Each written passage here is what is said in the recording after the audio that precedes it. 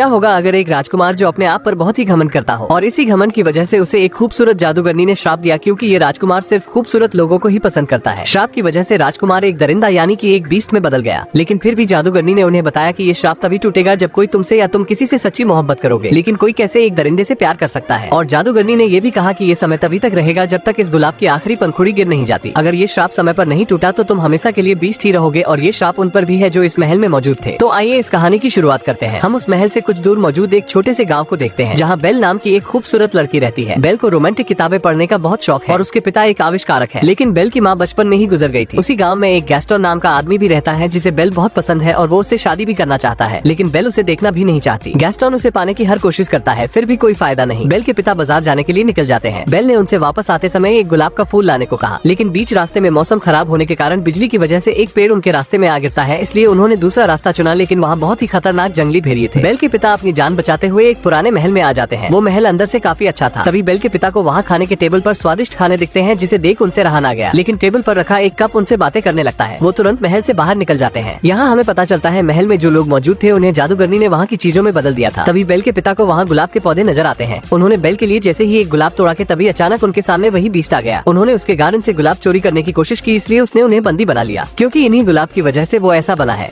लेकिन बेल का घोड़ा वहाँ से भाग निकलता है। वो बहुत ही समझदार था और वो अपने गाँव में बेल के पास आता है। बेल उसे अकेला देखते ही समझ गई कि उसके पिता मुसीबत में है। वो घोड़ा बेल को उसी महल में ले आता है। बेल जब अंदर जाती है तो उसे कुछ आवाजें सुनाई दे रही थी, लेकिन उसे कोई भी नजर नहीं आ रहा था, क्योंकि ये वही श्रापित लोग हैं। तभी बेल को उसके पिता मिल जाते हैं, जिन्हें वो बीस्ट उम्र कैद की सजा दिया है, बस एक गुलाब के लिए। तभी वहाँ वो बीस्ट आ जाता है। बेल उससे अपने पिता से आखिरी बार मिलने को कहती है। वो बीस्ट कहता है अगर ये एक बार खुलकर बंद हो गया तो दोबारा कभी नहीं खुलेगा। बेल उसकी बात मान जाती है, इसलिए वो गेट को खोल देता है। लेकिन बेल अपने पिता को धक्का देकर खुद को उस कैद खाने में बंद कर लेती है। बीस्ट ने कहा था ये दरवाजा बंद होने के बाद वो इसे कभी नहीं खोलेगा, इसलिए वो उसके पिता को आजाद कर देता है। लेकिन जब बीस्ट उसके आसपास नहीं था तो एक कैंडल स्टैंड और एक घड़ी उस दरवाजे को खोल देते हैं और बेल को एक कमरे में ले जाते हैं, क्योंकि इन्हें लगता है कि यही उन्हें मुक्ति दिला सकती है। वो कहते हैं तुम वहाँ नहीं बल्कि इस कमरे में रहोगी। लेकिन जब उस बीस्ट को ये बात पता चलती है कि इन्होंने उस लड़की को वहाँ से आजाद करके एक कमरा भी दे दिया तो वो इन पर बहुत ही गुस्सा होता है। लेकिन ये दोनों उसे समझाते हैं कि शायद यही लड़की हमें श्राप से आजाद कर सकती है, इसलिए तुम्हें उसे मनाना चाहिए, क्योंकि तुम्हारी वजह से ही हमें भी श्राप मिला और तुम ही हमें और अपने आप को मुक्ति दिला सकते हो। सभी के कहने पर वो बीस्ट मान जाता है और बेल को अपने साथ खाने के लिए पूछता है। लेकिन बेल वहाँ से भागने की प्लानिंग कर रही थी। वो बीस्ट से कहती है मैं मर भी जाऊँ लेकिन ऐसा कभी न करो। बेल के इस जवाबों से सभी लोगों को अब पूरा यकीन हो चुका था कि यही हमें मुक्ति दिला सकती है। लेकिन बीस्ट बेल के इस बातों से और भी ज्यादा गुस्सा हो जाता है और वहाँ से उस जगह चला जाता है जहाँ वो गुलाब रखा गया है, जिसकी सारी पंखुड़ियाँ गिरने के बाद वो हमेशा के लिए बीस्ट ही रहेगा। और बाकी के लोग जो इंसान से महल की चीजों में बदल गए हैं वो हमेशा के लिए निर्जीव हो जाएंगे और उस गुलाब की कुछ ही पंखुड़ियाँ बची हुई है। उनके पास बहुत ही कम समय है। दूसरी तरफ हम बेल के पिता को देखते हैं, जो अपने गाँव पहुँचकर सभी को सारी बात बताते हैं और ये भी कहते हैं मेरी बेटी की जान खतरे में है। लेकिन उन पर कोई भी विश्वास नहीं करता। तभी गैस्टन कहता है मैं आपकी बातों पर यकीन करता हूँ, लेकिन असल बात तो ये है कि वो उनकी बेटी से शादी करना चाहता है और इससे अच्छा मौका उसे कभी नहीं मिलेगा। इसलिए वो अपने साथी को लेकर बेल के पिता के साथ निकल जाता है। लेकिन जब ये लोग वहाँ पहुँचते हैं तो उन्हें वो रास्ता ही नहीं मिलता जो महल तक जाता है। इस बात से गैस्टन बेल के पिता पर भड़क जाता है और कहता है तुम बूढ़े होकर से ठिया गए हो, और वो गुस्से में उन्हें जंगल में एक पेड़ के नीचे बांधकर दोनों उन्हें अकेला छोड़कर वहाँ से चले जाते हैं। लेकिन अगली सुबह एक औरत वहाँ आती है जिसका नाम एगथा है। वो बेल के पिता को बचा लेती है। इसके बाद हम बेल को देखते हैं जो उस जगह पहुँच गई है जहाँ वो गुलाब का फूल रखा गया है। वो उसे छूने ही वाली थी, लेकिन तभी वहाँ बीस्ट आ जाता है। वो कहता है तुम इसे छूकर हम सबकी जिंदगी खत्म करने वाली थी और कहता है तुम्हें यहाँ से जाना होगा। वो बेल को अपने महल से निकाल देता है। बेल वहाँ से रोते हुए निकल जाती है। तभी रास्ते में उसे कई खूंखार भेड़िए घेर लेते हैं, लेकिन बेल को बचाने के लिए वहाँ बीस्ट आ जाता है। वो उन भेड़ियों से लड़ता है और बेल को उनसे बचा लेता है। लेकिन लड़ाई के दौरान बीस्ट भी घायल था और वो जमीन पर गिर गया। बेल उसे अपने घोड़े की मदद से दोबारा महल में लाती है। अब वो एक बार फिर से महल में लौट आई थी, इसलिए वहाँ के लोग खुश हो जाते हैं। वो चाहते हैं कि बेल यहाँ रहे और वो बीस्ट से मोहब्बत करे ताकि वो सभी श्राप से मुक्त हो सके। वो बेल को ये तो बता चुके हैं कि इस गुलाब की आखिरी पंखुड़ी उनकी आखिरी जिंदगी होगी, लेकिन उन्होंने उसे ये नहीं बताया कि इससे मुक्ति कैसे मिलेगी। बेल अब बीस्ट का इलाज करती है। बेल को किताबें पढ़ने का बहुत शौक है, इसलिए वो बीस्ट उसे अपनी लाइब्रेरी में ले जाता है। बेल इतनी सारी किताबों को देख हैरान हो जाती है, क्योंकि उसके गाँव में उसे एक किताब के लिए बहुत मेहनत करनी पड़ती थी। वहाँ पर किताबों का भंडार था। बेल बहुत ही खुश थी, इसलिए बीस्ट ने कहा अगर तुम यहाँ रहना चाहती हो तो रह सकती हो और यहाँ तुम्हें किसी भी चीज की कमी नहीं होगी। और अब इन दोनों में धीरे धीरे दोस्ती होने लगती है। ये साथ में घूमते हैं। बेल उसे किताबें पढ़कर सुनाती है। वो अब साथ में खाना भी खाते हैं। तभी बीस्ट उसे एक जादुई किताब दिखाता है जो उसे जादूगरनी ने दिया था। वो बताता है कि इस किताब की मदद से तुम समय में कहीं भी जा सकती हो। इसके बाद बेल उस जगह जाती है जब उसकी माँ ने उसे आखिरी बार देखा था। उसे पता चलता है कि उसकी माँ को ब्लेग नाम की बीमारी हो गई थी, इसलिए उन्होंने बेल के पिता से कहा कि बेल को लेकर हमेशा के लिए यहाँ से दूर चले जाओ ताकि उस तक ये बीमारी ना पहुँचे। ये जानकर बेल काफी दुखी होती है। इसके बाद वो कैंडल स्टैंड और भी बाकी के लोग बीस्ट को मनाते हैं और फिर उसे अच्छे से तैयार करते हैं। इधर बेल को भी तैयार कराया जाता है, क्योंकि ये दोनों एक साथ डांस करने वाले हैं जो बेल को बहुत ही पसंद है। दूसरी तरफ हम बेल के पिता को देखते हैं जो अपने गाँव पहुँचकर सभी को बताते हैं कि गैस्टन ने उन्हें जंगल में बांध कर छोड़ाया था ताकि भेड़िए उन्हें मार कर खा जाए। उनके साथ